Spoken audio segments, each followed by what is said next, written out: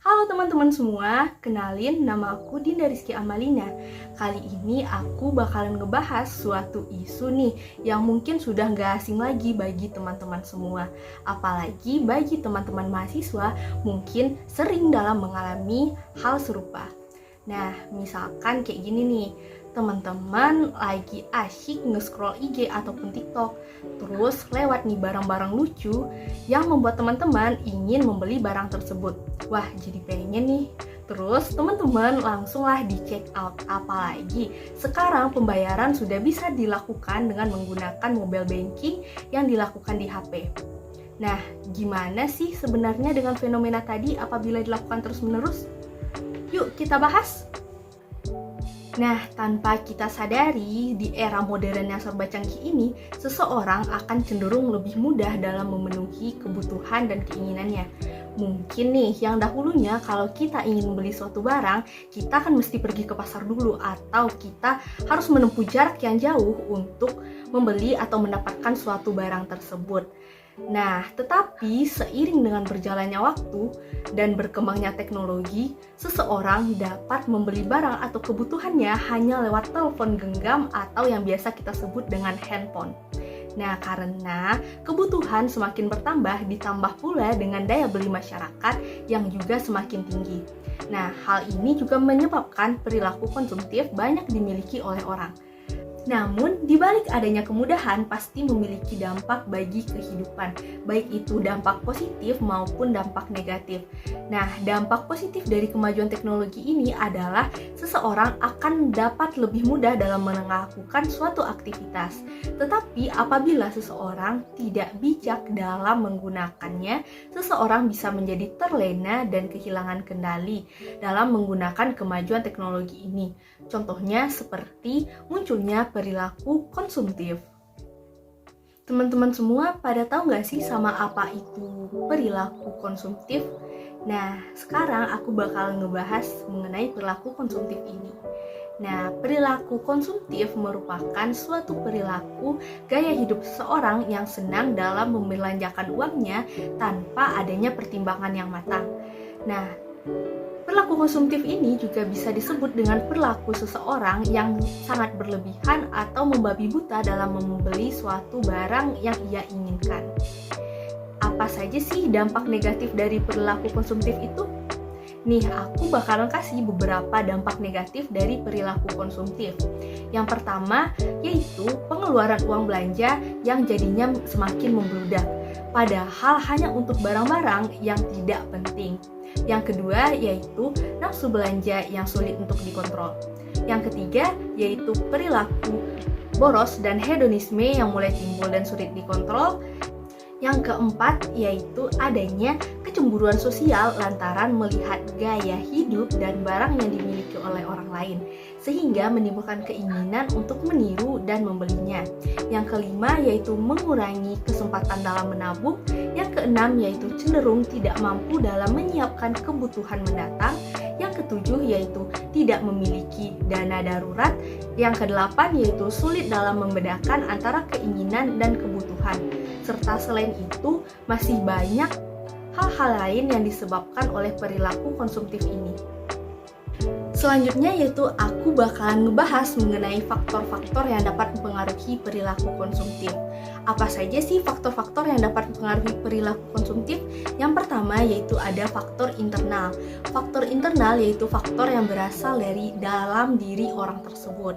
Nah, hal ini merupakan kepuasan untuk membeli suatu barang yang dipengaruhi oleh beberapa hal, yaitu dipengaruhi oleh motivasi, harga diri, observasi, proses belajar, serta konsep diri. Nah, sekarang kita bakalan ngebahas satu persatu mengenai faktor internal yang dapat mempengaruhi perilaku konsumtif. Yang pertama yaitu ada motivasi. Motivasi yaitu pendorong perilaku seseorang dalam melakukan suatu pembelian atau penggunaan jasa. Nah, motivasi ini dapat bersumber dari dalam diri sendiri maupun dari lingkungan luar. Yang kedua yaitu harga diri. Harga diri, hal ini sangat berpengaruh pada perilaku seseorang dalam membeli suatu barang. Orang yang mempunyai harga diri yang lebih rendah biasanya akan mudah dipengaruhi oleh seseorang agar dapat membeli sesuatu. Nah, tetapi apabila seseorang yang memiliki harga diri yang tinggi, orang tersebut akan teguh pada pendiriannya dan tidak mudah terpengaruh apabila ingin membeli suatu barang. Tapi dia hanya akan membeli suatu barang yang ia butuhkan saja. Selanjutnya yaitu ada observasi. Nah, sebelum membeli barang, orang akan cenderung melakukan pengamatan terlebih dahulu kepada diri sendiri maupun kepada orang lain mengenai suatu produk yang dipakai oleh orang itu. Selanjutnya yaitu ada proses belajar. Nah, pembelian oleh konsumen termasuk ke dalam rangkaian proses belajar. Pengalaman seseorang sangat berpengaruh dalam menentukan barang yang akan ia beli.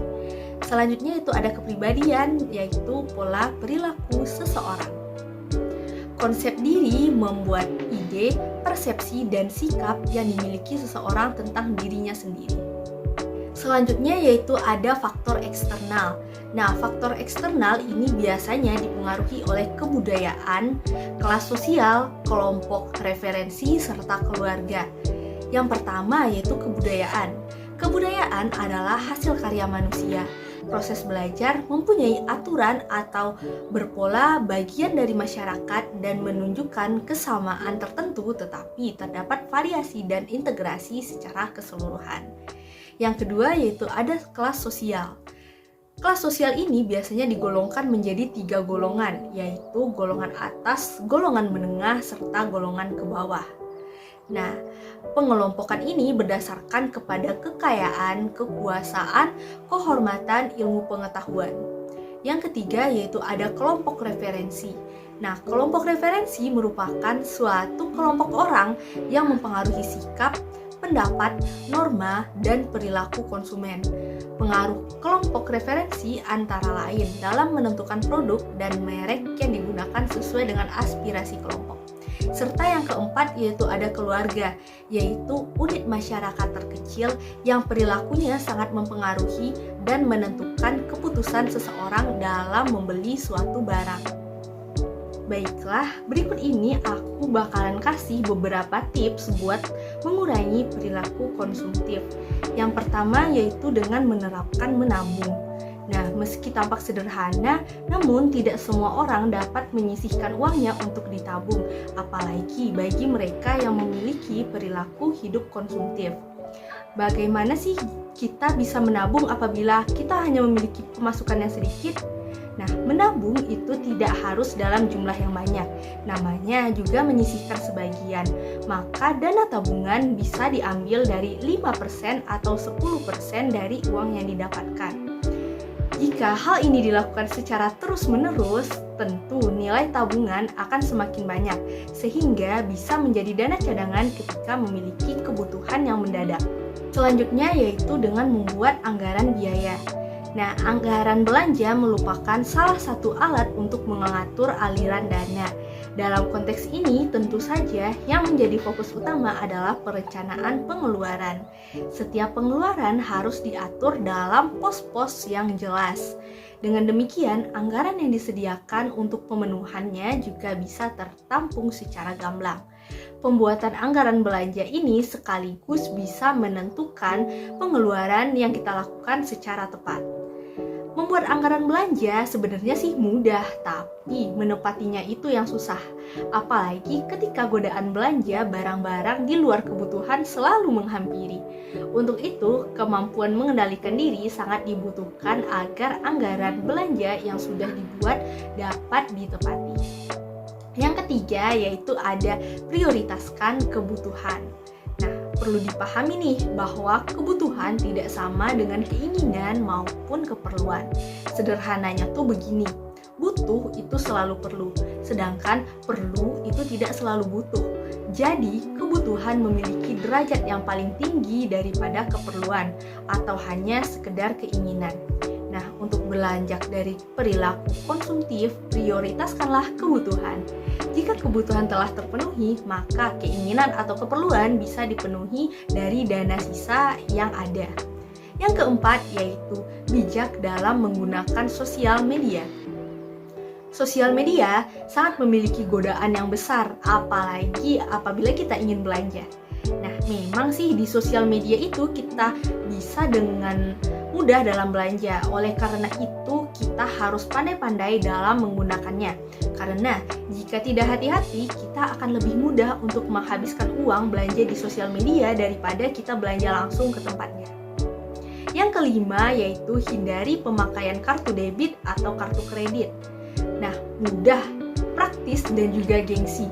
Itulah nih iming-iming yang menggelitik psikologis manusia, terutama bagi seseorang yang hidup di area perkotaan. Tetapi tanpa disadari, iming-iming tersebut justru menjerumuskan secara finansial karena penggunaannya akan dibebani dengan tagihan besar dana yang digunakan, apalagi dengan adanya plus bunga. Belanja menggunakan kartu debit sebenarnya sih sah-sah saja ya, asalkan seseorang dapat memiliki komitmen dan kontrol diri yang kuat. Apalagi bagi teman-teman yang cenderung lalai, sebaiknya menghindari berbelanja dengan kartu kredit dan bisa lebih bijak dalam menggunakan uang tunai. Nah, dengan demikian seseorang akan bisa mengontrol pengeluaran yang ia lakukan. Yang keenam yaitu cermatlah dalam memilih suatu barang. Membeli barang berdasarkan fungsi akan lebih bijak dibandingkan dengan berdasarkan merek atau hanya untuk menunjang gengsi. Contohnya saja, apabila kita belanja tas nih, bagi kebanyakan wanita, barang tersebut sangat berharga. Tak heran jika barang ini banyak dikoleksi oleh para kaum hawa. Namun, untuk apa sih membeli tas dengan harga yang mencapai ratusan juta, padahal fungsinya sama saja dengan tas-tas yang harganya ratusan atau hanya puluhan ribu saja. Nah, perilaku tersebut tentu saja merupakan suatu pemborosan. Yang ketujuh yaitu beramal dan bersedekah. Nah, pesan moralnya dari hal ini yaitu dengan bersedekah akan memberikan sumbangan atau donasi ke lembaga-lembaga sosial seperti panti asuhan, panti jompo, atau fakir miskin. Seseorang telah dapat membantu meringankan beban-beban orang tersebut. Nah, oleh sebab itu, jika kita memiliki dana yang berlebih, akan lebih baik apabila menyalurkan kepada orang-orang yang membutuhkan, bukan justru dengan egois menghambur-hamburkan uang untuk kesenangan pribadi, meski itu hak seseorang tersebut. Nah, jika orang itu termasuk salah satu orang yang berlaku konsumtif, ada baiknya jika tips ini diterapkan sebelum mengalami kebangkrutan. Sekianlah pembahasan mengenai perilaku konsumtif yang dapat saya sampaikan. Semoga hal ini bermanfaat ya buat teman-teman semua. Thank you for watching, dan jangan lupa like dan share ya buat teman-teman yang lain. Bye-bye. Assalamualaikum warahmatullahi wabarakatuh.